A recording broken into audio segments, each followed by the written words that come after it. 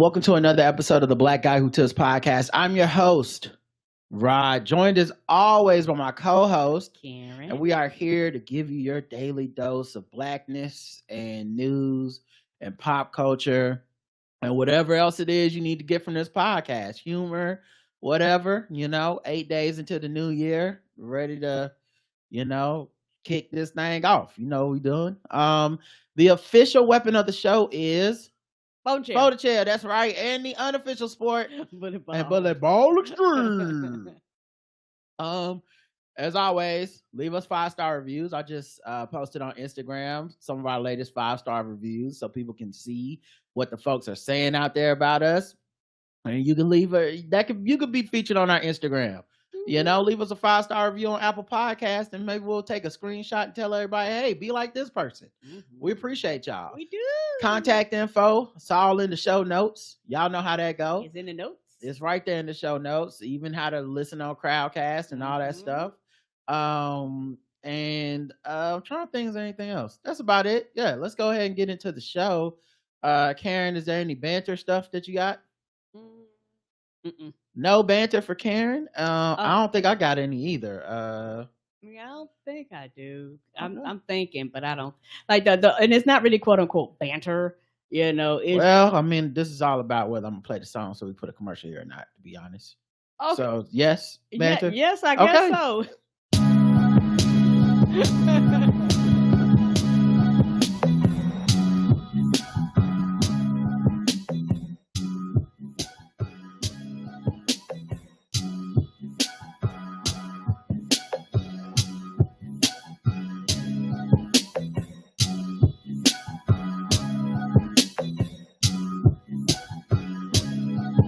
Okay, hit me with that banter. and this is something that I've just kind of observed with us, changing some of our eating habits, and with me kind of, getting back into my habit of doing smoothies and things like this. I got some baby spinach and I put them in a blender, and I put a bunch of my spices and herbs and all that stuff in it, and put them in like little cubes. So when I do my fruit smoothie, I just drop a cube or two of that in there and slap up my bananas to make it more convenient for me when I do my smoothies in the morning. So I was thinking, because I like doing them, but I think one of the biggest reasons why I stopped is because it would be so time consuming in the morning. I just want something quick and fast. And I realized when I was keeping it up, I basically pre-prepped, chopped, made smaller portions, and then just kind of dumped it in the thing. And also, I didn't do frozen frozen fruits is a fucking ripoff. And I didn't realize that, because I used to do frozen fruit, and then I started getting a fresh, and I guess I had fresh and frozen mixed up, and the frozen's like a fraction of the size. I was like, bitch, I'd rather just go ahead and get the real thing, and wash it and get all the dirt and shit off of it and freeze it like that, than to pay all this money. Because it's easy, because a lot of times stuff it got everything blended, and there's quote unquote less work for you.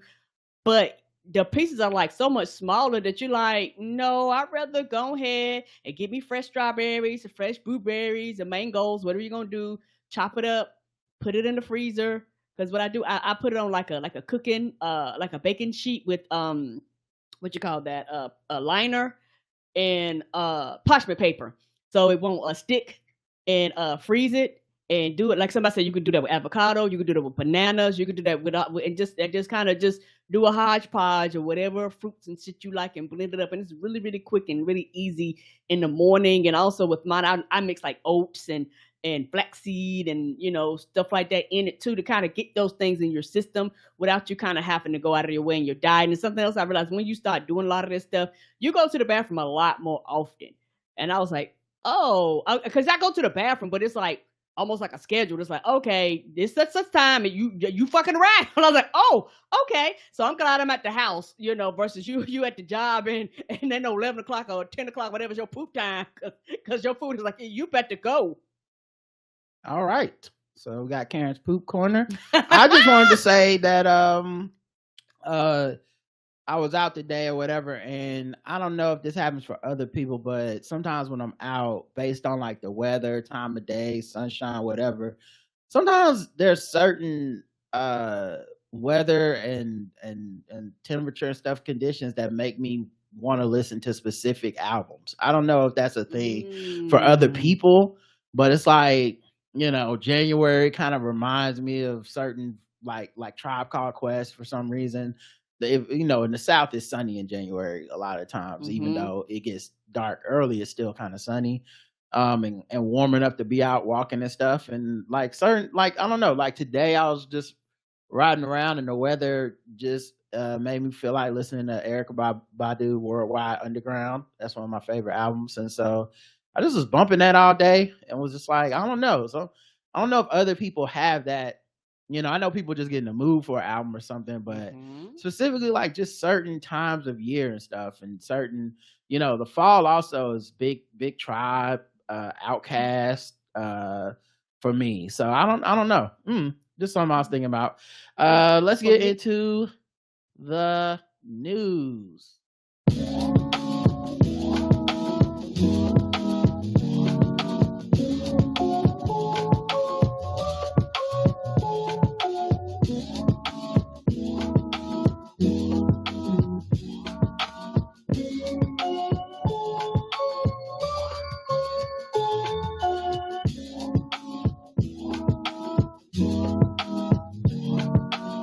All right. I was going to add the fact that I guess for me, I'm kind of one of the people, I have to be in the mood for certain albums or songs, or either sometimes I'll be doing stuff, and you know how sometimes certain things will be like on repeat in your mind. You just singing it all the time, and it just I think that happens to people a lot. I mean, that happens to me sometimes too. If a song is just in my head or something, but I don't know.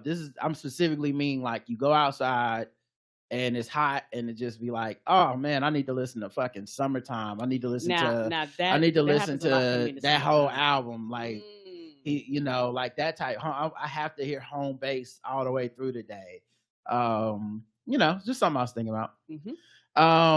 But so we got news stuff too. Okay. Jonathan Majors did his interview on Good Morning America. Okay. And he I didn't even watch this thing. I seen the clips through Twitter. That's how I consumed this. I want to go watch the whole thing at some point because I don't want to be one of these people that just gives a full opinion based off a clip. But I do have like just jokes. But he seemed to basically be like, he does not feel that he was guilty, even though he was found guilty. He of course did not testify during the trial.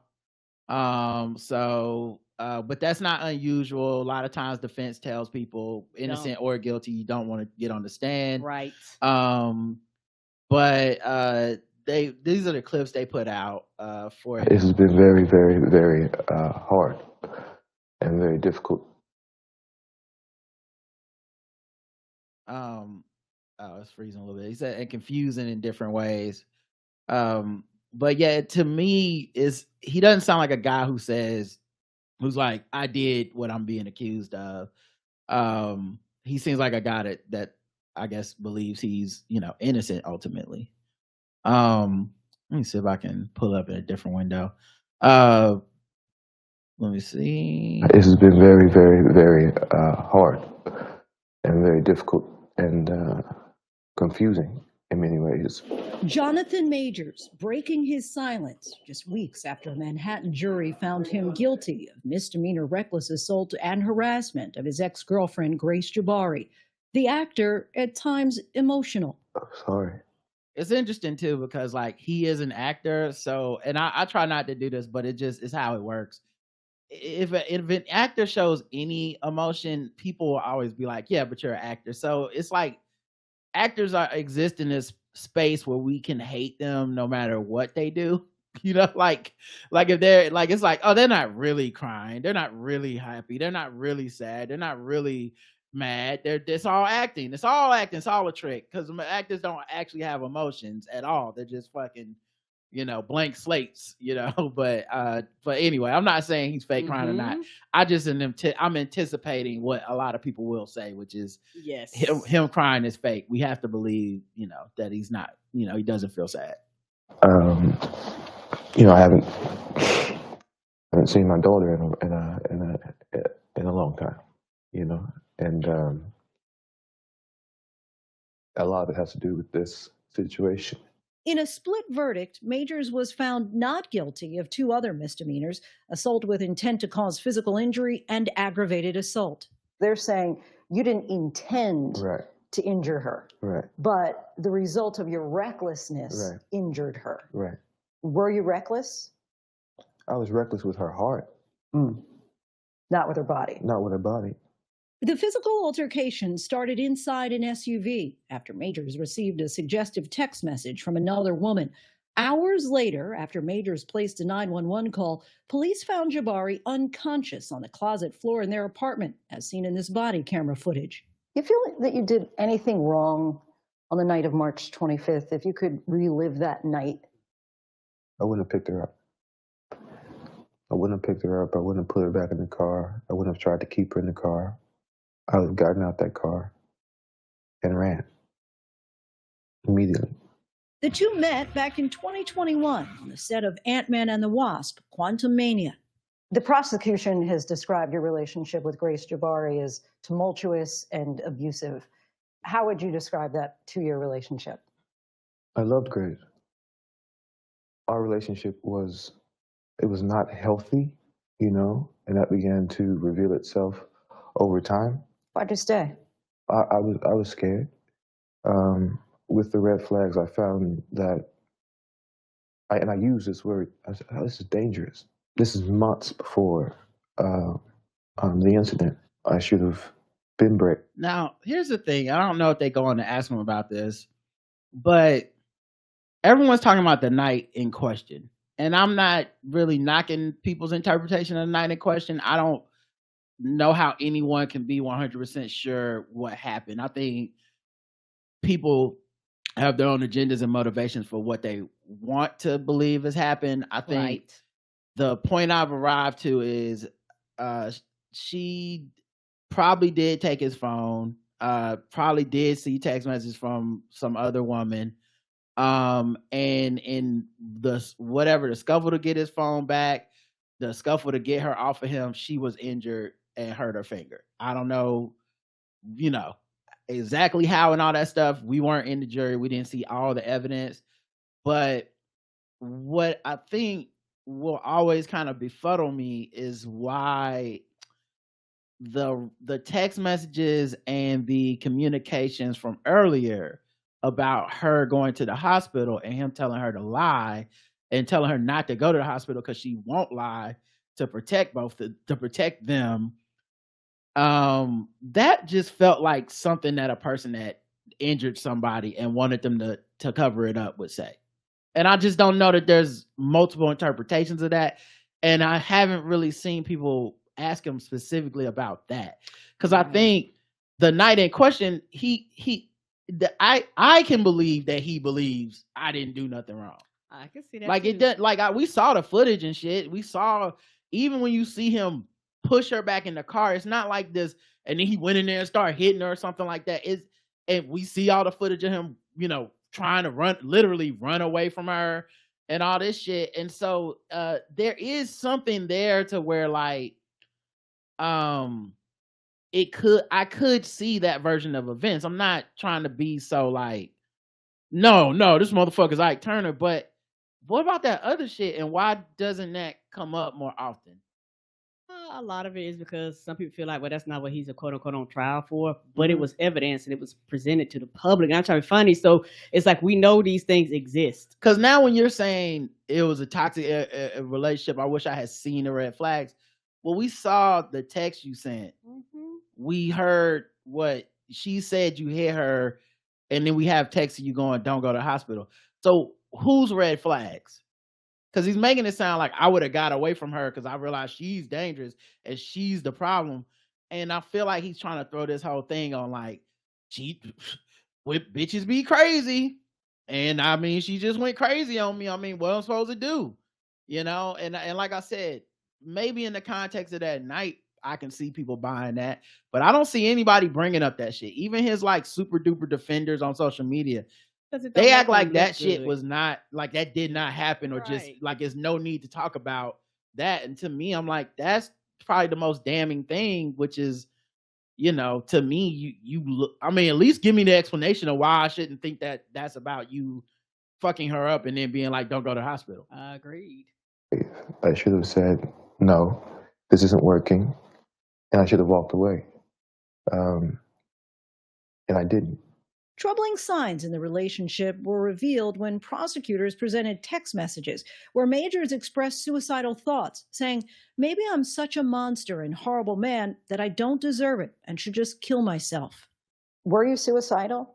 The ideations of removing myself from situations permanently is a thought that I've had, since I was a kid, since I was a young boy on the farm in Texas. It's not there anymore. I've done that. I'm doing the work to keep it at bay and make sure it's not there anymore. Through it all, Major's new girlfriend, actress Megan Good, has remained by his side, even present for our interview. How would you describe your relationship? She's an angel. She's held me down like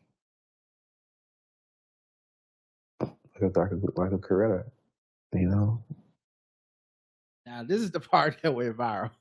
Cause He love that goddamn Coretta, don't he? that's his go-to.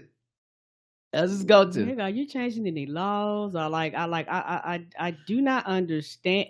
I'm trying to find out you a goddamn actor, and I'm not saying you're not good at your job. I'm not saying that. You great. Are you marching across bridges? Is they put water on you? You getting sick by dogs? Are you out here, doing I have dream speeches? Like, nigga, no.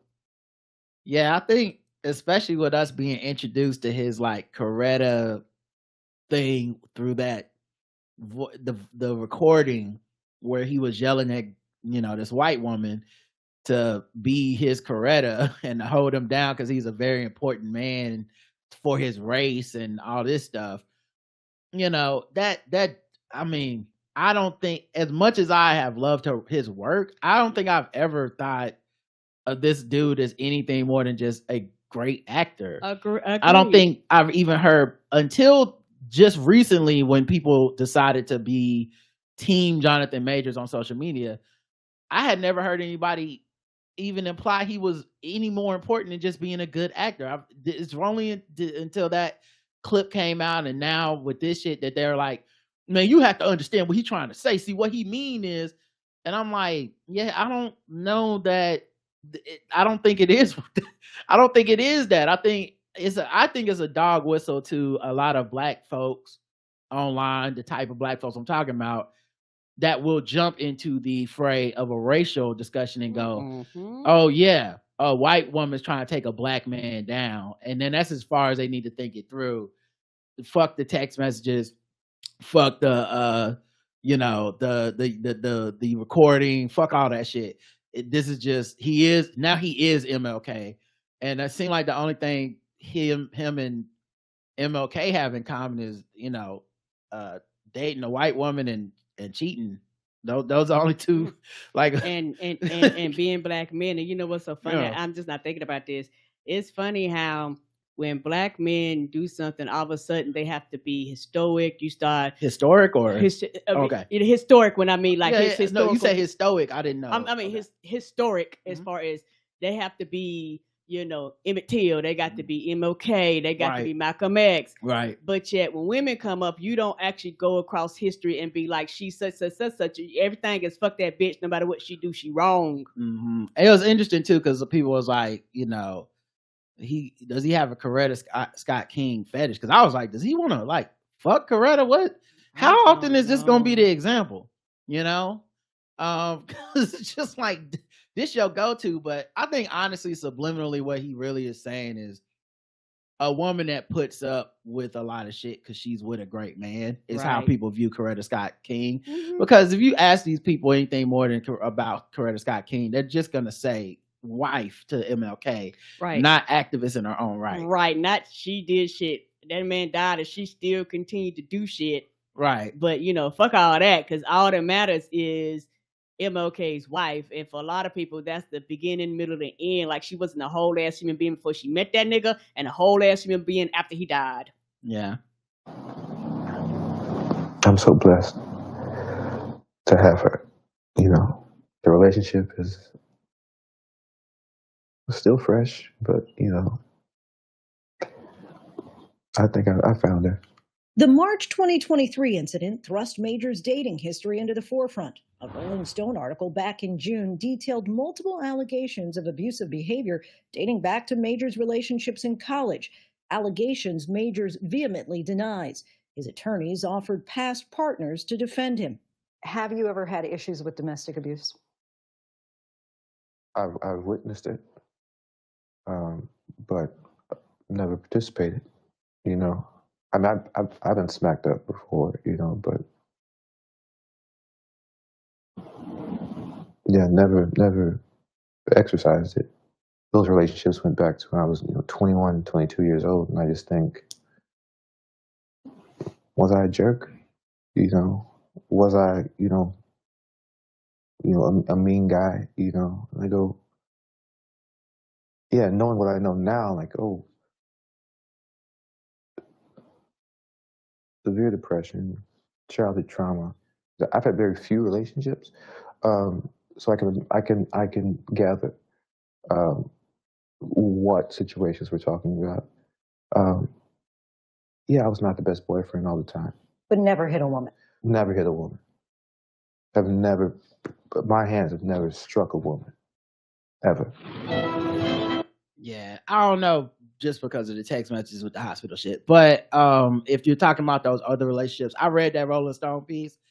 I don't remember him being accused of physically assaulting people, just emotional abuse and shit like that. But it's been a while since I read it, so maybe I missed something. But even still, it's like I said, I'm not trying to denigrate the dude. I just, this is what he has to do to get back in people's good graces, I guess. Mm-hmm. This is his PR tour. I know how social media works. It's not like anything's gonna be good enough anyway. People were like, why don't he just give $500,000 to a domestic violence charity and just go away and don't say shit and don't do an interview or whatever? Yeah, and I'm like, because he wants to work again, so he's gonna start his image rehab, and it's starting here with Good Morning America giving him kind of a softball interview. Mm-hmm. And I think also one of the reasons people are giving him softball interviews is because a lot of people, even seeing that footage and everything, they like, it wasn't Ray Rice. Right. And they're like, I don't know. It didn't seem like what he did was that fucked up, and at least on the night in question. And the other stuff we didn't see. And we just had to speculate from the text messages and whatnot, that what possibly or probably happened. And I think that's enough for people to be like, yeah, he'll eventually work again and he'll be fine. Yeah, and also for a lot of people, they see that, and for some people they go, well, that could have been me, or and so for a lot of people it's a protection of him and also protection of themselves, specifically for that night in question. Correct, for that night in question. Yeah. There's a lot of people in relationships that are fucked up that we talk about all the time. I know we're the exception to the rule about not arguing, not raising our voice at each other, never putting our hands on each other. No, sir. I know that in a loving manner. That's what people say, like, you're supposed to do, but there's a lot of people that just don't do that, or just not throughout their whole lives, or their experience hasn't been that. People have put their hands on them. People have yelled at them, called them out their name, emotionally abused them, fought, and that is actually what most people would consider normal. Yes, it is. You look at our entertainment, the movies and TV shows, the rom-coms. To me, almost every single rom-com is filled with some type of huge deal breaker where it's like, yo, I would never deal with a person like this. Fuck that. And yet, that's a pretty high bar, high standard comparatively, considering how often people are like, yeah, we sometimes, I yelled at her, this, that. Oh, we wrestle and play fight, and one time she slapped me upside the face, or, you ain't never had a girl try to like fuck you up because you was cheating or whatever. And it's like, yeah, I haven't, but it seems like a lot of people have. So I can see how in this world there's a lot of people who are like, I've been in relationships that were either this bad, or this normal, worse. This was normal to us, or it was worse. And so they're not looking at him as some type of zero tolerance policy of like, no, this motherfucker gotta go. They're like, yeah, that's just a fucked up situation. It could have happened to me, like you said. Yeah, and also, like you said, it's one of those things. And I like rom-coms, but a lot of rom-coms are we get together, something that we literally could have talked about. Yeah. We don't fucking talk about. People do bad communication skills, which it happens in real life. It causes all of a sudden nobody knows how the other person feel. Somebody does something that's misunderstood, or somebody does something fucked up. Then you turn around and a huge gesture, like a big gesture, has got to be done in public. Like we Right. can't talk behind closed doors. But my point isn't like I don't care about rom-coms. My point was it's so normalized. It's in our rom-coms. correct. That's how often this shit happens, is that it's not far-fetched when we watch some movie and go, yeah, and then they didn't talk for a year because he did this, or and then they threw all the clothes out, or then they burned something, or then they, like, just people do fucked up shit to each other. And I wonder if some of the, it's like I live in a bubble of like, our happiness and my experiences and our relationships and stuff. So it's not I don't live in this bubble of like, well, what am I gonna do if I fuck up and then Karen tries to beat my ass and I run away, but I have to push her off me and she gets hurt and now I'm in court. I mean, I'm not gonna feel guilty. I'm gonna feel like I had to do what I had to do, and I did. I'm not the animal y'all are saying I am, or I was beating on her and being abusive and shit. I was just in a bad relationship, quote unquote. And I think a lot of people put a lot in that bad relationship and don't really take a lot of accountability for their part in that. Agreed. And that goes back to, like I said, the rom-com, even though that shit is quote unquote, a lot of that is over the top, but a lot of people, like you said, consider that normal. Like that dysfunction is normal for a lot of people, and that's why people that have like normal function in their relationship, they're boring. You're not gonna put cameras in their face. You're not gonna follow them around. Well, my point is, TV. My point is, who says what's normal? That's true. Because if the majority of people are having bad relationship stuff, that's the normal. We're the weirdos. Yes, I agree. So that's why I think, like, while people are like jumping on, we like to jump on the example of the moment.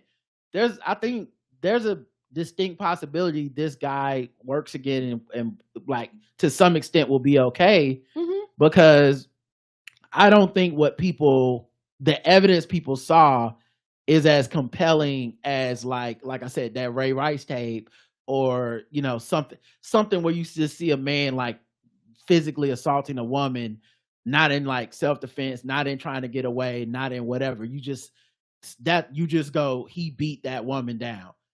I think he may end up being okay eventually because of that. I do too. And also it's also one of those things where, like, you brought up a good point with the Coretta Scott King thing he keeps bringing up.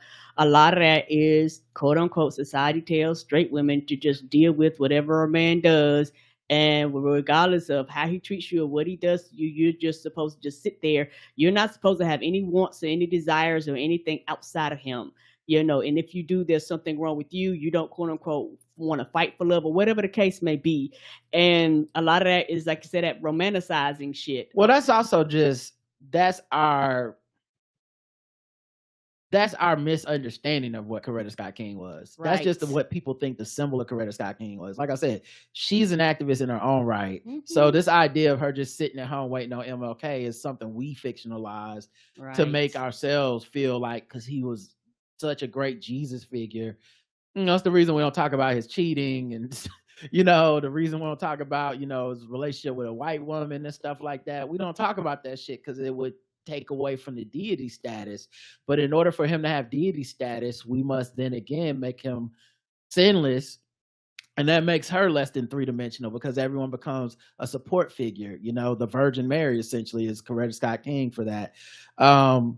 But, the other thing is Coretta Scott King was bae. Now, I know that Jonathan Majors isn't bringing her up because he sexually is attracted to her. That was a joke I made on Twitter. But I know that's not real, everybody. Some of the shit is just jokes. And I don't want to say that he's not attracted to black women or couldn't. I mean, Megan Good is black last time I checked, and she's bad as fuck. And I don't know if their relationship is fake or real or whatever, but I don't know that about any of these celebrity relationships. But Coretta Scott King though was, top 5 civil right baes, smash or pass list. She was on there. She was up there. I don't want to denigrate these great ladies by, making Mhm. a list about, just how, which ones was bad and not in no certain order. But, of course, Ida Bay Wells is on the list for sure. Come on. Look, if you book Wells. Gotta put Madam C.J. Walker near the top. Yes, first black billionaire. Obviously Rosa Parks, colorism aside, she also is just a beautiful woman. Ella Baker. Okay. Y'all don't know what y'all know about Ella Baker. Y'all might want to Google that. Okay. Of course, Angela Davis, defended herself against the government in the motherfucking murder trial. Come on. When she was left to fend for herself, basically. Ooh, child. Same thing for Asada Shakur. Daisy Bates, okay. I'm going deep in the box, you know what I'm saying? Daisy Bates, you got to throw her on the top 10. Dorothy Height, okay. I would sign that amendment. You know what I'm saying? I think y'all know what I mean. Okay, that thing is definitely getting. Come on through, Daisy Bates. Mm-hmm. And then I think the last one is Frances Ellen. I think it's like Watkins Harper. Let me make sure I got that right. I'm gonna Google that real quick. This is all off the top of the head, guys. Frances Ellen Watkins Harper was a baddie. She was bad too. So I mean, look, I get it, bro. But just use one of them. You know what I'm saying? Stop going to the Coretta. You just gonna keep going back to Coretta like that. You couldn't have said Betty Shabazz. Betty Shabazz is somebody's wife too. This feels a little like the MLK, Martina Luther King. Like it feels a little like you only know one civil rights babe. That's it. That's all he knows. And now you done got caught up, So I'm just saying it's something out there. You know what I'm saying? Yeah, Claudette, she honorable mention, Brianna. She make the list, but you got to do a little bit more research. You know what I'm saying? Mary Ellen Pleasant had that money. You know what I'm saying? Now her eyes was a little, like sullen, but the guap would have made up for it. You know what I'm saying? Hey. I would have been a sugar baby for Mary Ellen Pleasant for sure. All right. You know what I'm saying? She could fund my John Brown's Harper's Ferry Ridge revolution. You know what I'm saying? Okay. All right. We kill them all. All right. I did make a joke on Twitter that because people be doing that joke where they put a picture of something from a meme and be like, if I send you this, it means blah blah blah. Picture Katt Williams and it's like, if I send you this, it means I'm about to tell the whole truth or something like that. So I did one with Jonathan Majors. I said, if I send you this, I want you to put on your horn rim glasses, put your hair up in the beehive style, put on a cotton dress that goes down past the knees. Not the beehive. Okay, because it's on tonight. It is on and popping. Because I like you better that. Get them hairpins. That's the only way you're gonna have a beehive. I need that civil rights loving. Okay, I'm talking about we gonna get on the counter at Woolworth. You know what I'm saying? I think you do. I think y'all do know what I'm saying. We gonna have sex like gas was less than $1, girl. Okay, all right. We gonna have to boycott this deer. You know what I'm saying? I'm a civil rights my way to your ass. Okay. We shall overcome all over you. All right, let's move on. Yes! Guys. There's other things to talk about. Do you still have some of that Bailey's Irish cream liquor in your fridge? I haven't had that in a long time. You still got that? Because people get it for Christmas time. They do.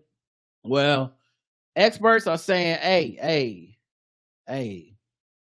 gotta be careful with that. Okay. They stress that cream liquors can wreak havoc with pipes under the sink. So if you're planning on pouring it down the drain for dry January, don't. So if you like, you trying to get rid of it and you pour it down the drain, they say to fucking drain your pipes up. Mm-hmm. While it may be delicious to drink, it doesn't keep for long and often adds up down the sink. However, this sort of beverage should never be disposed of this way. Cream liqueurs have a large fat content and as such falls into the category of FOGs. Fats, the drains. Fats, oils, and greases is what a FOG means. FOG should never go down the sink as it sticks to pipes and can cause blockages. It also is what's responsible for fatbergs in our sewers. Now, fatbergs are a UK thing. I don't know if we don't have them in the US or people don't talk about. What is that?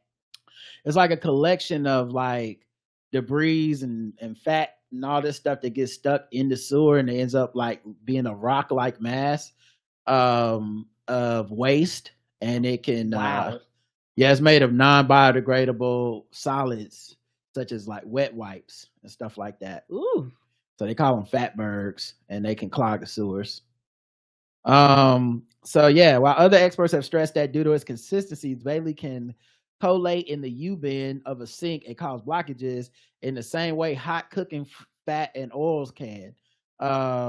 Instead, the best way of getting rid of it is to pour the drink into a sealed container and simply throw it in the bin. However, it's worth pointing out, despite it having cream in it, Bailey's has a pretty long shelf life, staying fresh for around 6 months after it's open. So you could just drink it if you. If you have a dry January, you can actually wait till February, right, and just finish the bottle off for the next few months. Yeah. So there you go. Cedric the Entertainer responds to Katt Williams again. He was asked at the Golden Globes. He says it's an interesting time now. People get on these blogs. They just start spewing off stuff that's not even factual. I let the fodder just go out there until I'm ready to respond to it. I am who I am. I stand on that for sure. I know. Oh, so this time he got asked. He was asked about it. Yeah. The first time he did it on his own accord, right? Mm-hmm. Not on his own accord, but put it out there and nobody kind of prompt for it, right? Mm-hmm. On Instagram. Mm-hmm.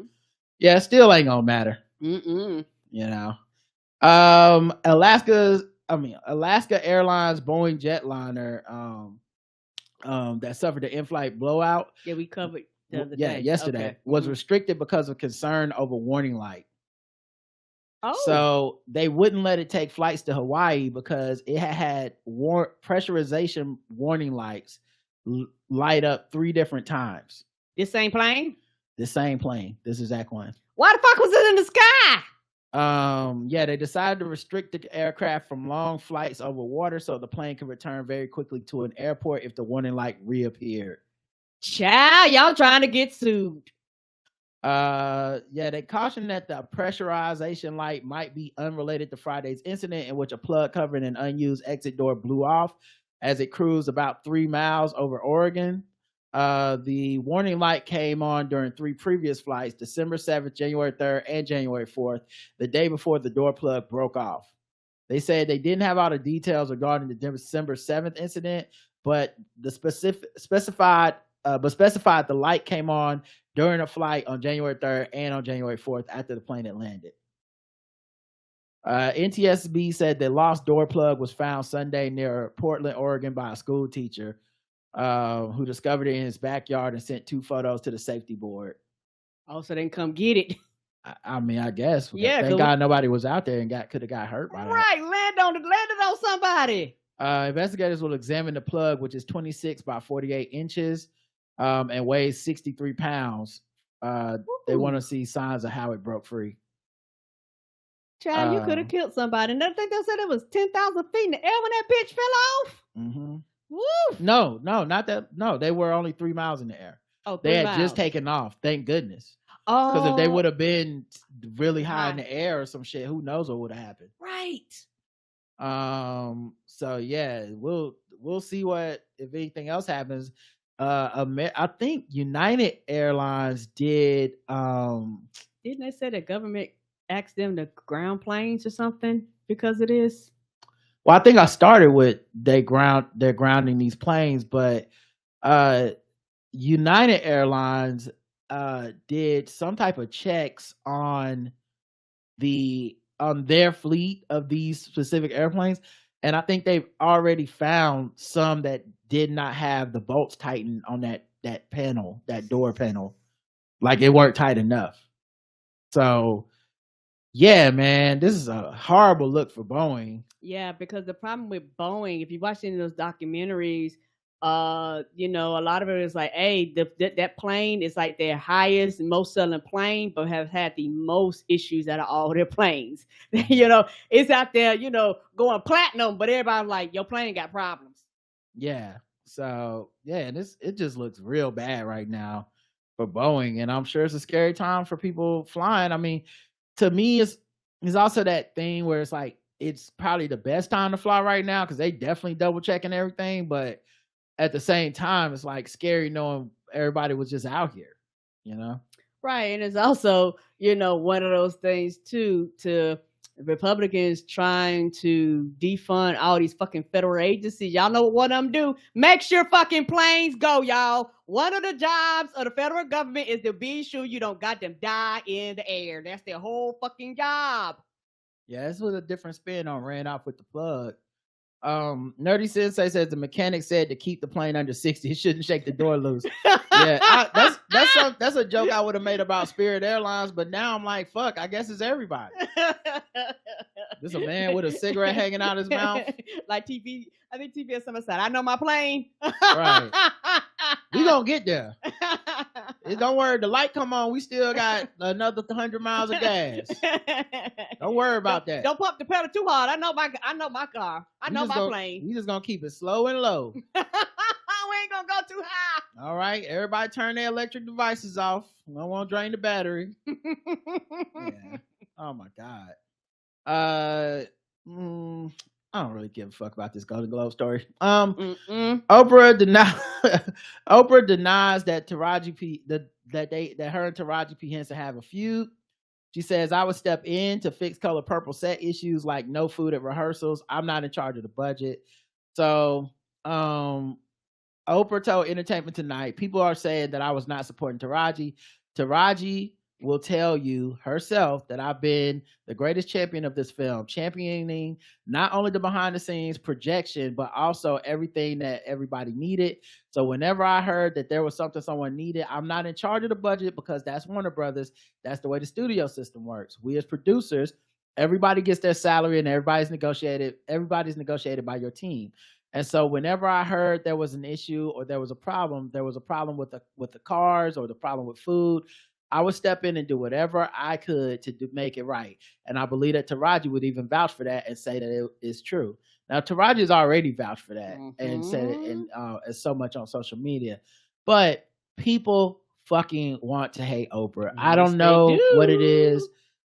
I have suspicions and stuff about what a lot of this stuff is. We kind of talked about it a little bit yesterday about just this idea of successful Black people, we immediately suspect the worst. It just doesn't fucking matter what their politics are and stuff. It really doesn't matter. And we make them responsible for everything. I saw something interesting the other day where someone was quoting Bell Hooks, and then this person on Twitter was like, you mean Bell Hooks, the landlord that evicted people and blah, blah, blah. And then the person replied back like, well, one, Bell Hooks is still living in America and still, subject to the whatever, like participating in the system of capitalism that we all are complicit in, right? But the point that I thought about was, when do we make that allowance? Because you're making that allowance for Bell Hooks because you love Bell Hooks and she's such a like feminist scholar and all this stuff. But like, if that was just somebody you don't like, that's all they would be. It's just, this landlord ass nigga, and that would be the end of it.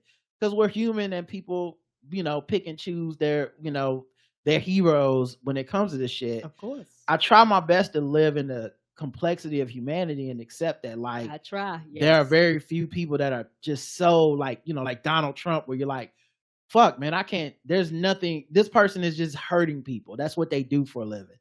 But with a lot of these celebrities, especially the Black ones, and especially the Black ones, they're some of the people that give back to our community, the few people the few rich people that actually take an interest in helping Black people in the world are normally Black. Yes, they are. But most importantly, we also try to make them responsible for everything, where it's like, so in this case with Oprah, I've seen people be like, it doesn't matter what the facts are or how the studio system works or what it means to be an executive producer. It doesn't even matter that she's the one that stepped in and made things right. She should have just somehow preternaturally known and fixed things before they were a problem, and no one should ever have had a problem. And it's such an insane thing because I don't know if you've ever tried to do anything with humans, especially a collection of humans. It's goddamn impossible. Someone's always fucking something off. Someone's always getting on somebody's nerves. Someone's not complying. Some person's freedom looks like another person's cage. Not everybody's the same. Not everybody want the same shit. And until we can live in that messiness, I don't think there's any. I think we're just gonna end up being in. I just want to hate Oprah, and I think that's what it came down to. But this was not hard to deduce from the original stuff that I saw on social media. It was people reaching to be like, "Oh, you could tell Oprah hate her, and Oprah is tired of her doing so." And it's like, well, we have no reason to believe that other than you telling us. Other than you telling us based off of nobody's facts. And honest to God, the way Taraji is spitting and just saying like, this was wrong, this was wrong. Why the fuck would I believe she'd be like, but I won't say nothing about Oprah? Right. Like, her career's already on the line just for what she's been saying. There's people looking, I'm sure, at the next production or putting on a list of like, don't ask her for shit. She gonna tell everybody business when we lowball people or we fuck up in any way. She gonna put it out there, and that's how that fucking economy runs, on secrets. But yes, the bigger picture that I thought people missed is there ain't but one Oprah. There's one fucking Oprah in all of Hollywood. There's one Oprah. You see what I'm saying? Like, that means every other production that don't got an Oprah, an executive producer that a black woman can call and say, black woman to black woman, they are not treating us right. And that black woman say, let me flex my power on these white folks and get the things that y'all need accomplished because I'm not putting up with this shit. There is one fucking Oprah. We don't have a litany of these stories, which means Taraji P. Henson and every other black actress are not getting those things on the other sets. She talks about having roaches in her set for fucking the show that came on Fox. I can't tell Empire. Empire. She talks about that, like, and we're glossing over that to hate Oprah as opposed to like hating this entire system that is racist and sexist and putting these women in a position to have to deal with this shit. And also shout out to Taraji for being the voice on the set who stood up, because that person almost always pays a cost. Yes, and she was the one that stood up, because all the actresses were going through the same thing when it came to not having certain stuff met. And so Taraji would call Oprah. Now look, maybe she the one that just had Oprah number and it was cool. I don't know. But she would call Oprah and Oprah would be like, yeah, I'm getting this for everybody.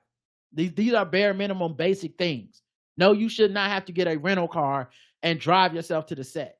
That doesn't happen on any of these other fucking sets. Right. Why the fuck would that need to happen on this set? Right. Get a chauffeur, pick them up like y'all do every fucking body else that has a movie with this budget. Yeah. So I like I said, it's so weird to watch people turn what is essentially Taraji and the other actresses going, thank God for Oprah, into fuck Oprah. That is such an internet thing.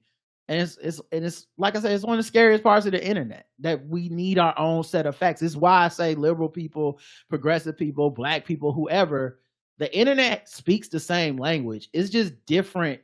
It's different goals depending on what groups you in, but It kind of speaks the same. Yeah, the QAnon conspiratorial bullshit. The tactics are the same. The rabbit holes are the same. The end results are quote unquote the same. They're not the same as far as the goals, but the end result of the arguing, the bickering, the like that part is going to be the same regardless of quote unquote what side you on, particularly if you're on these extreme sides. Because if you don't own the extreme left and the extreme right, most people are in the middle. But if you own these extreme sides, the other side is the problem. And they're stupid and you're not. They fell for the clickbait and you don't. When both sides are literally doing the same thing. Y'all are literally identically doing the same thing. Yeah, and it's also like one of those things where, because we love celebrities so much and we don't understand show business and a lot of the ways things work, we just see a celebrity's name and we're like, is you the one, you in charge. And it's like, no, Oprah's name is on it. That's how it works. Oprah puts up some money. Oprah gives the ideas to make sure it gets made. But Oprah sitting around micromanaging the set, no. You know, it's game theory with Bomani Jones. His name is on it, but there's a bunch of shit that happened for me and the other writers and stuff that is not his business, and he would not fucking know, and it wouldn't matter. And yeah, he might be an EP on it. Yeah, he's the talent and the headline, but he's not fucking like in every meeting, in every office. Right, that's doing. not He don't know. realistic. He don't know if some and we.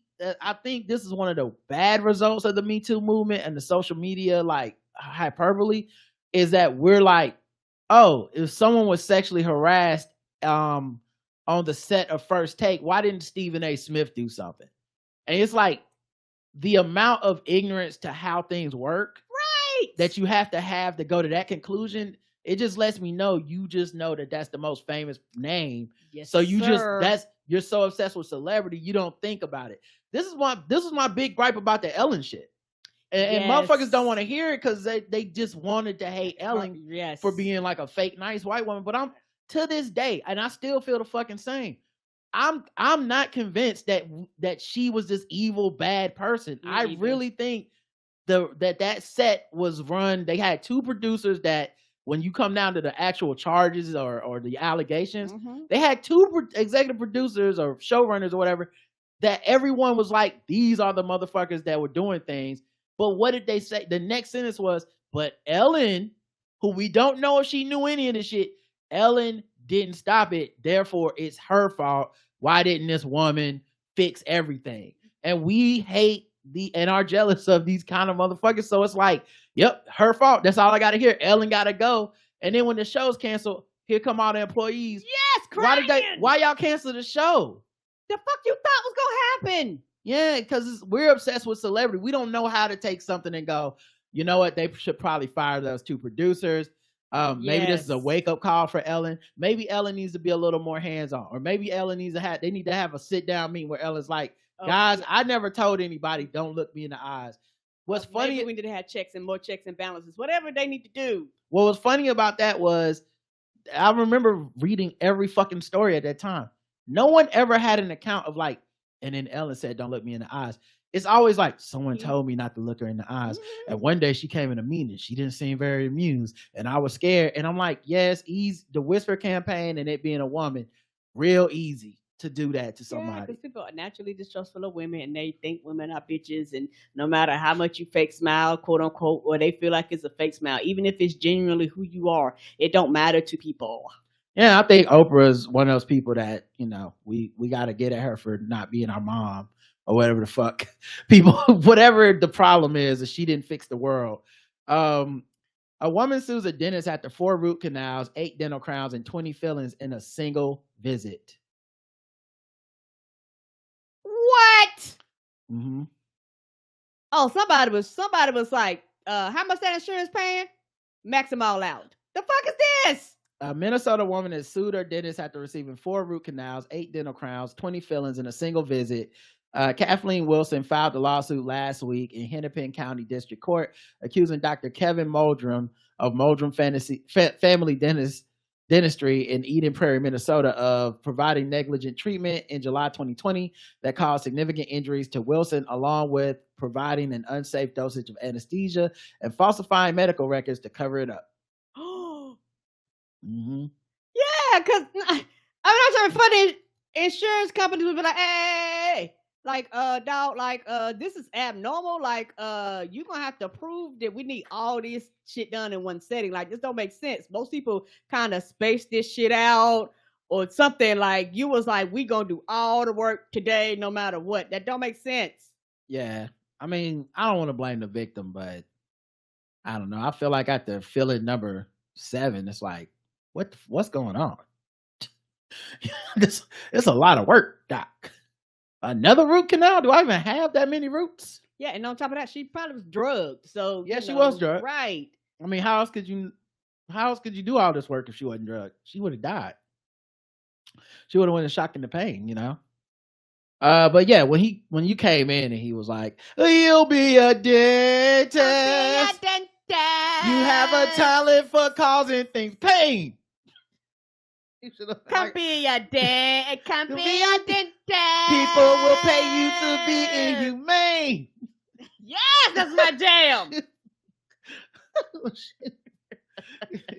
She was out. She probably gonna be in court. The guy still looks like playing food to me. Yay! The guy sure looks like playing food to me. But yeah. Wilson had decay on virtually every tooth in her mouth, something that's quite rare, Goldstein wrote. Muldrow's attempt to restore all of Wilson's teeth in one visit did nothing to address her susceptibility to disease or the potential of losing teeth. So her, I assume her mouth must have been really messed up. Mm-hmm. But yeah, they said the diagnosis was right, that her teeth were rotting and stuff, but the treatment was wrong. Katie required a slow, thoughtful, careful, and measured response to her disease. Trying to fill every hole in every tooth in her mouth in one visit is not only the antithesis of what was indicated, it is not humanely possible to achieve in an effective or constructive manner. Right. They said, adding that it is inconceivable to address 28 teeth in 5.5 hours. Boy, he was... Woo, 5.5 hours. Did he have no other customers that day? No, he didn't see nobody else. He was like, clear my schedule. Because as far as I know at the dentist, like, one, they mostly just like come in after all the technicians have done the work, and they just put a mirror in your mouth and they make you lay back down in the chair, and they be like, and they'll say, okay, all right, you good. And I'm like, you didn't do shit. There are no cavities. Okay. Yeah. But like they might ask the technician, like, did he have any, what's going on with this left? Okay, cool. All right, nothing. See you there. And then if you have a cavity, they're like, okay, I'm gonna do something with this cavity. You know what I mean? But it's this thing where they just like spend 5.5 hours on you, like, bro, what?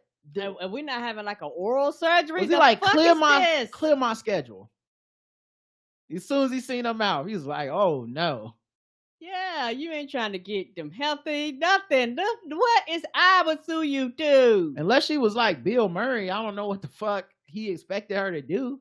No one want to sit through all that. Yeah, he administered 8 tubes of dental anesthetic known as carpules, but Goldstein found the first dose alone was 8 carpules, and he administered 15 carpules throughout the visit. Wilson went to a different dental office for evaluation, showing recurrent decay and other damage. For several months in 2022, she was treated at the University of Minnesota Dental School for repair and replacement of many of her restorations in an attempt to stabilize her mouth.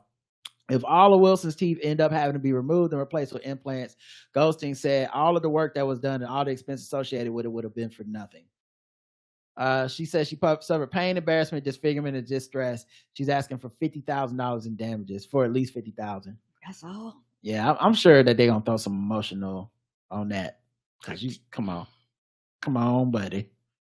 Oh my God. Your face swole, your mouth, like, I can't even imagine. You probably can't talk, Oh. Yeah, that's terrible. All right, let's do some other news. Let's do segment I want to do. Oh yeah, let's do some LGBTQ news. Let me see what you want to be. You better move your body. You better move your feet. And I want to groove. Show me what's cool. Riding Karen, baby.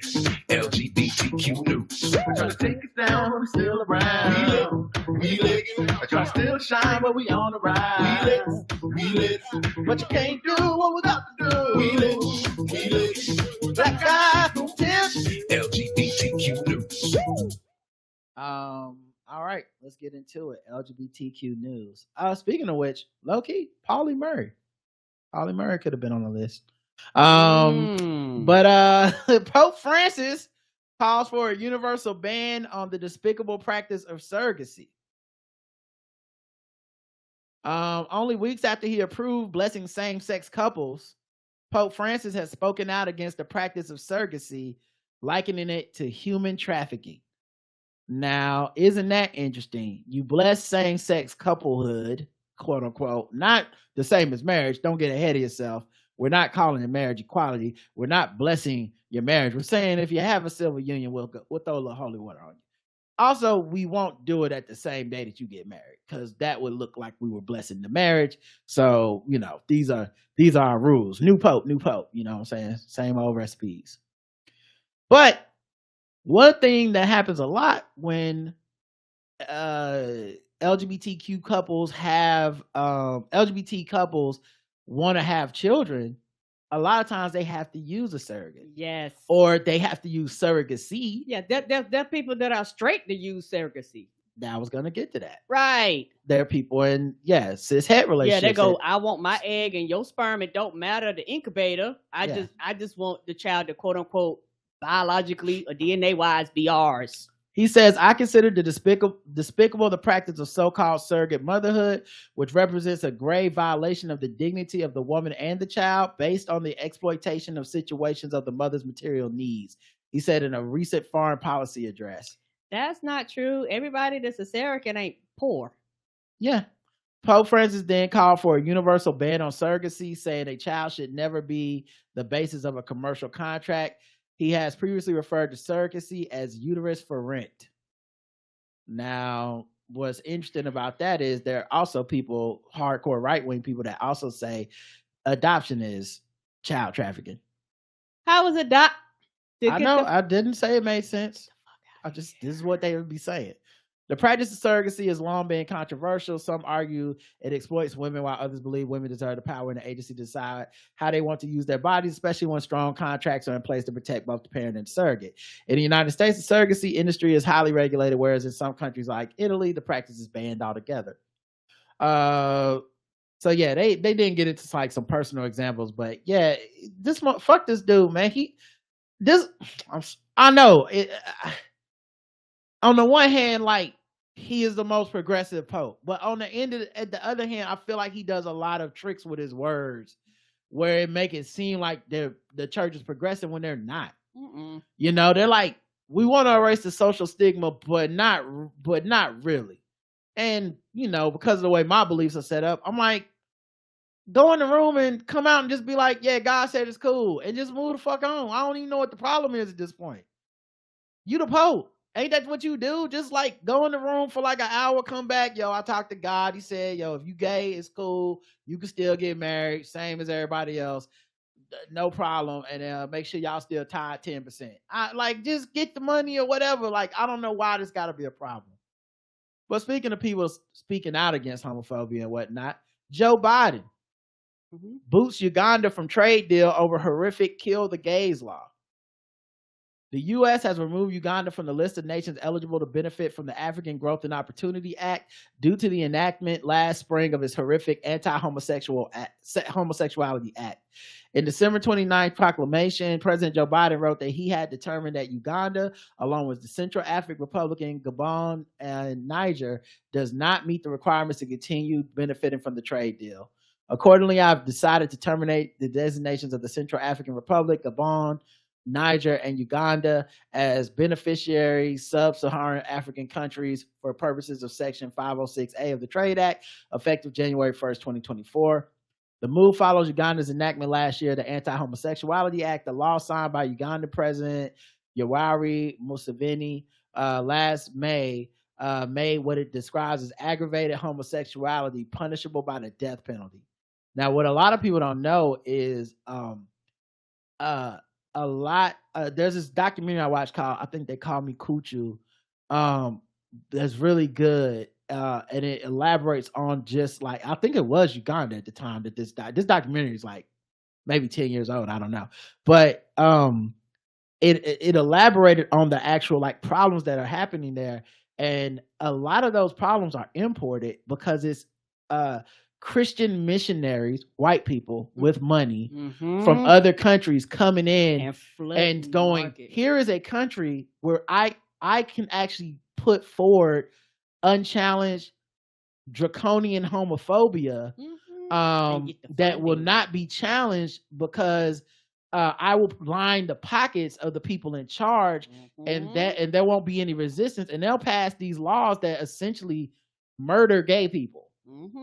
It's a very real thing. And one of the things in that documentary was, I think Obama was in office at the time, and the way that it kind of ends is that Obama threatens to take Uganda out of some trade deals, and Uganda relents at the time on these laws, but thereby thwarting the Christian right-wing fascist people that had invested so much in the country to try to get gay people oppressed. Now, why the fuck they need to go to another country to try to make sure that gay people are getting killed there? I don't fucking know. I don't fucking know, man. but they're doing it under the auspices of God and religion, what part is that? You know, so it's frustrating to listen to that bullshit, you know, when these people are claiming that it's a religion thing. But yeah, even this problem is an imported problem from places like America and you know, white nations and stuff, because those are the people going there spending that money to oppress gay people that don't even fucking live there. Don't live there. So I mean, but what's sad is that, I mean, 10 years ago, this was enough to get, you know, 18 years ago, this was enough to get the countries to back off. The president going, hey, I'll cut y'all out of this deal. Who knows? And now we're in 2024 and they went through with the deal. They still passed the law. They didn't retract the law. That's a bad sign. Mm-hmm. Let's see what else we got here. Gender neutral toy aisles are now the law in California. Major retailers in California are now required to have gender neutral toy aisles under a new state law. The law, which went into effect Monday, stems from a 2021 bill in the California legislature requiring toy retailers with a physical location in the state and at least 500 employees to maintain a gender neutral section or area to be labeled at the discretion of the retailer.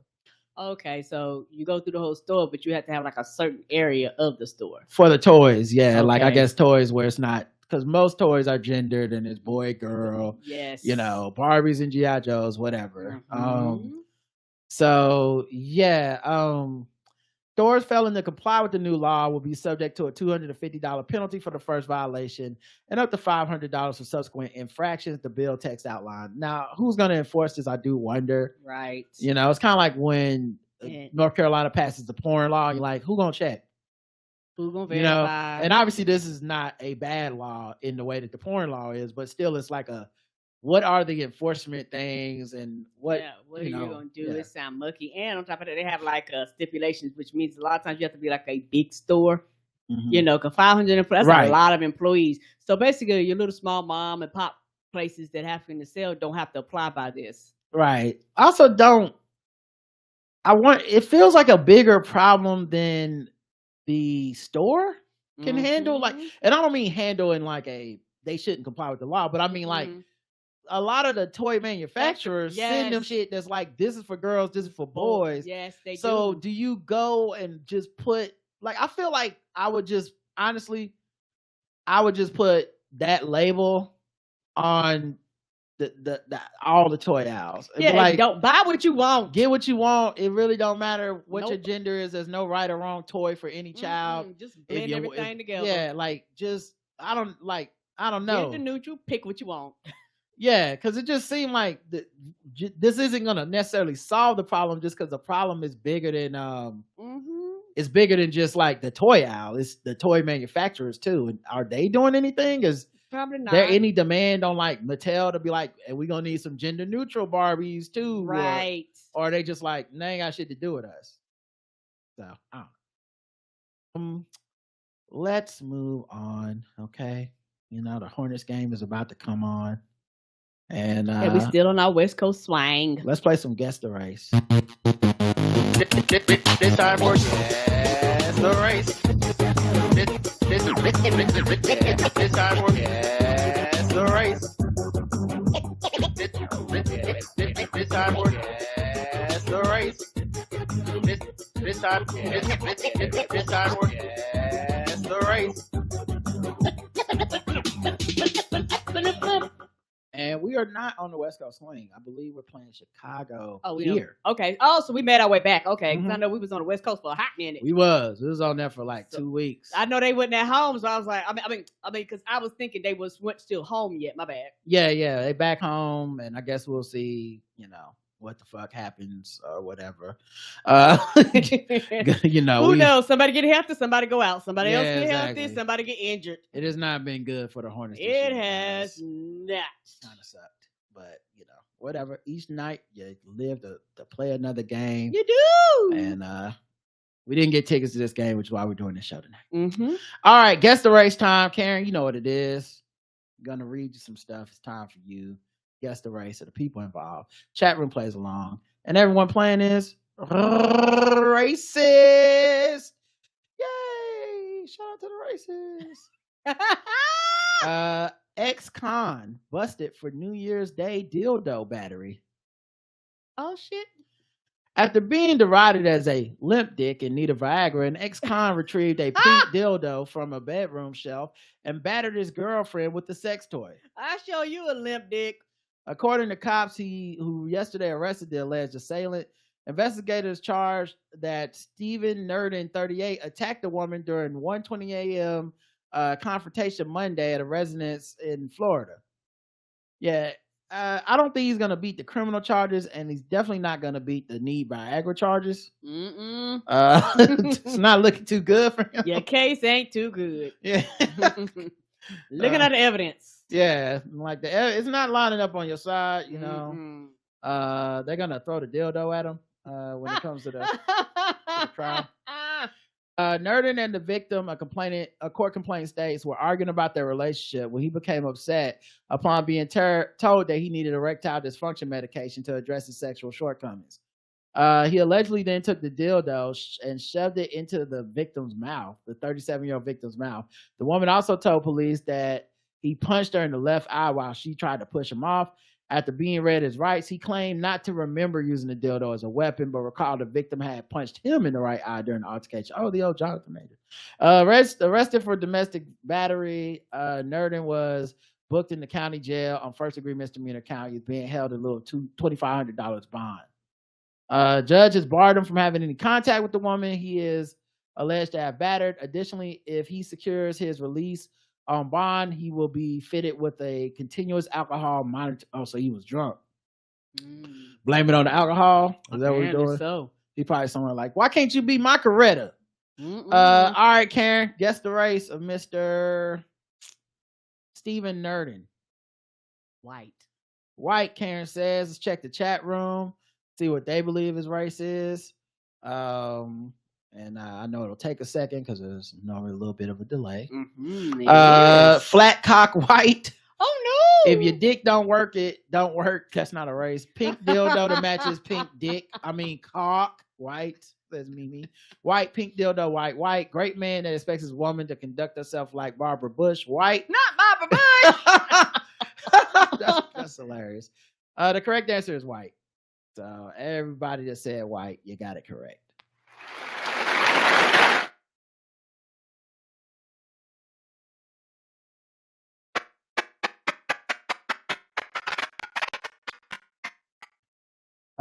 Yeah, man,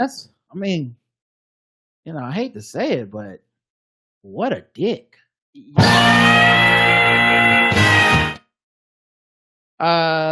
yeah, that's guy has some balls on him. Let's go that to dildo may have had some balls on it. It may have. I don't know. We didn't get a picture of the weapon. Speaking of hitting people, a woman struck her father, 73 years old, over beeping sound made by his oxygen machine. What? Elderly abuse. Child, you can't be beating up folks. Oh, particularly old people. The holidays, Karen. A woman punched her. Was it beeping like a fire alarm? A woman punched her father in the head. Did you mean smoke detector? Fire alarm.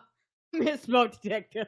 A woman punched her father in the head during an argument Christmas morning about the beeping sound made by the 73-year-old victim's oxygen machine.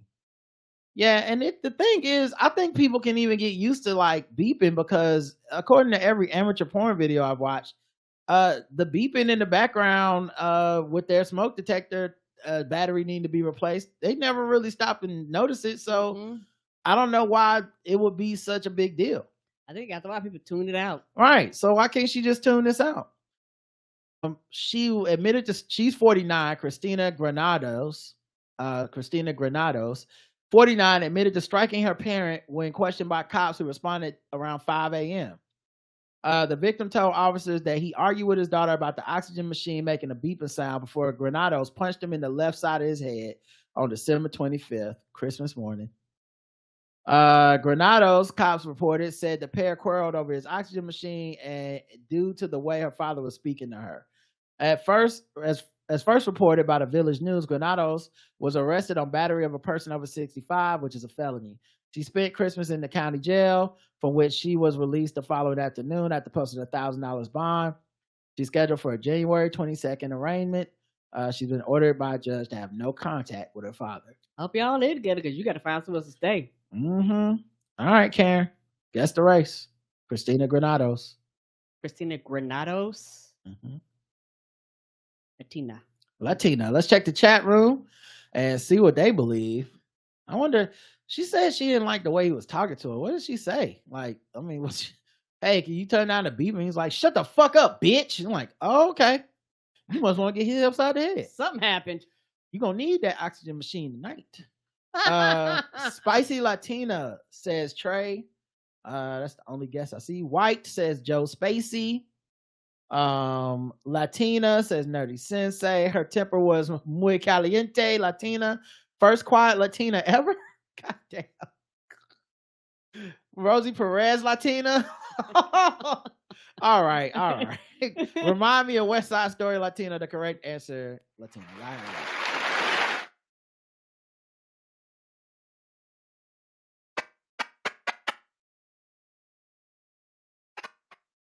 And that's her there. She looked fed up. She had enough of that. I think one person said white.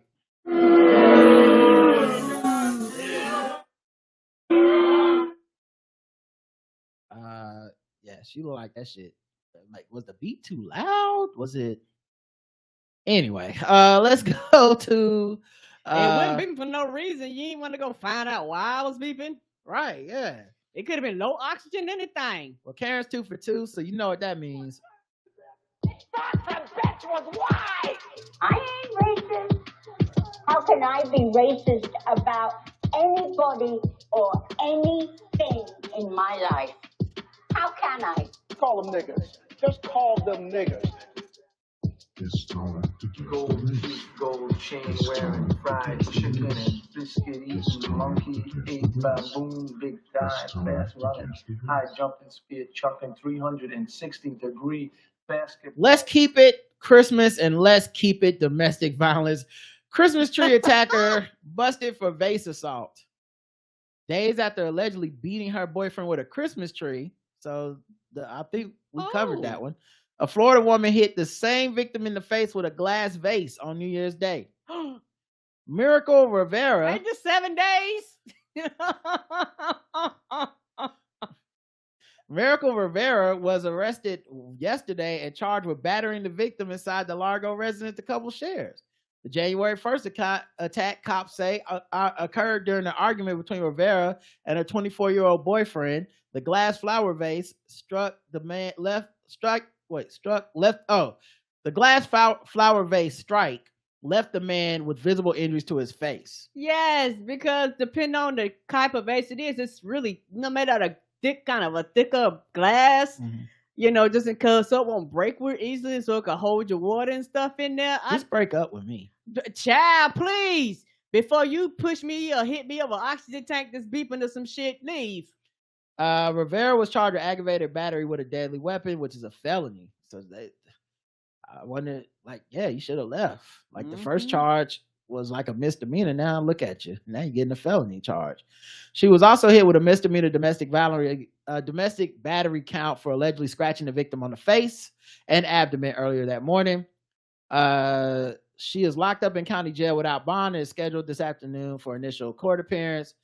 Following her December 24th bust for the tree attack, Rivera was freed from jail on Christmas Day on her own recognizance. As part of her release terms, she was ordered by a judge to have no illegal contact with the victim, who she has lived with for the past 2 years. Well, damn, she hit him again 7 days later, so apparently she broke that. She was charged with domestic violence for domestic battery for the 3:40 a.m. tree battery, which reportedly left her boyfriend with numerous minor scratches over most of his upper body and arms. Woo! As part of the jail intake process, corrections officers inventoried her collection of tattoos, one of which reads, "Think positive." All right, Karen, guess the race of Miracle Rivera. Miracle Rivera? Miracle Rivera. Which you have guessed this woman's race. not too long ago. I So said, it'll be interesting to see if you get it right or wrong. Right. It sounds Latina by that last name. Okay, Karen's going Latina again, but she went last time. Oh shit, was I Let's check wrong? the chat room, I see may what they have been believe. wrong. Is Was Miracle a nigga? is Christmas Miracle? She didn't kill him, Latina. Sofia Vergara's character from Four Brothers, Latina. Black. Florida foreplay, white. Blaxican, Florida Hispanic, Florida Mexican. What will she hit him with on MLK Day? I think she was black. Afro Latina, a miracle. They survived. Pepper Jack, spicy Latina, black. Miracle turning water into run, Latina. All right. The correct answer is Karen said Latina. Mm-hmm. The correct answer is black. You missed it again.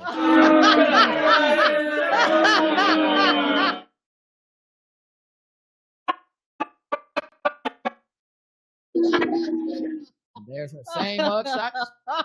No need to do a new mug shot. Many of you got it right though.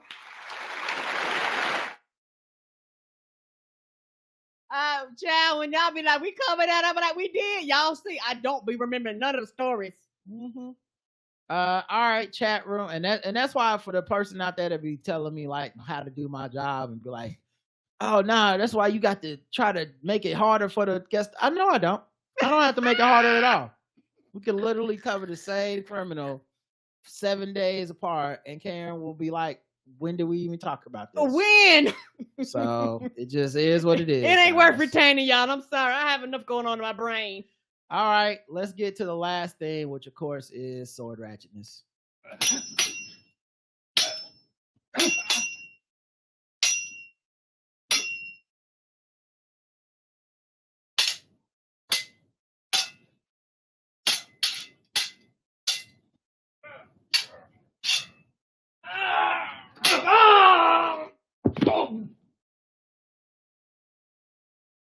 Crowley criminal who was caught with a curved sword has been jailed. Peter Curry, 46, was in possession of the blade, which was longer than the legal length of 50 centimeters, and a lock knife in Oxford on April 13th. Oh shit, longer than the legal limit. Mm-hmm. At least they thought about it over there. Right? Curry of Reimers Lane pleaded guilty to possession of both weapons when he appeared in Oxford's magistrate's court earlier this month. He also pleaded guilty of stealing 60 pounds worth of stock, including grocery items and an electric toothbrush from Tesco in Cali Road on February 3rd, and 6 bottles of Pimm's worth 132 pounds from Templar Shopping Park July 9th. That's definitely not him. I'm going, what the hell is any of this? That could be they Boone's Farm, or that could be they motherfucking Hennessy White. I have no idea. I have no idea. Magistrates jailed Curry for 2 months and ordered him to pay 92 pounds in compensation. They also issued a forfeiture and destruction order for the weapons. So thank God they got him off the streets. Mm-hmm. Karen, thank you so much for being my Coretta. Okay. I'm holding you down. And by that I mean, no matter how many white women I cheat on you with, I will always come home to you, and you will always still be there for me. Well, I take all the credit and you get none of the glory. Why can't every black woman and white woman just be that for their man? Why not? Aspire to that, okay? Be his Coretta, Scott King. Be his Coretta. All right, y'all. Till next time. I love you. I love you too. Wow. Oh man, the Jonathan Owens people gonna be like, oh my God, he meant that.